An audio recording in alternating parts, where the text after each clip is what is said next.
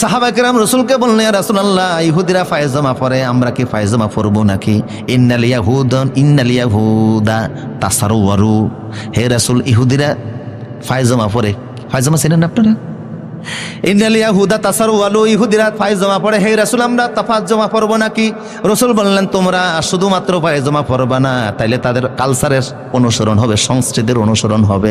তাসারওয়ালু ওয়া তাজাওয়াজু, তোমরা কাপড়ও পরবা, লুঙ্গিও পরবা, মাঝে মধ্যে কাপড় পরবা, মাঝে মধ্যে। রসুল্লাহর কাপড় কেমন ছিল? এই যুগের মধ্যে এরকম সেলাই করা পাঞ্জাবি রসুল খুব কম পরতেন। রসুলের এহরামের কাপড় দেখছেন আপনারা? এহরামের কাপড়ের মতো দুইটা কাপড় রসুল সাধারণত বেশি পরতেন। একটা কাপড় রসুল পরিধানে পরতেন, আর একটা কাপড় রসুল গায়ে দিতেন। এটাই ছিল ম্যাক্সিমাম সময় রসুলের পোশাক।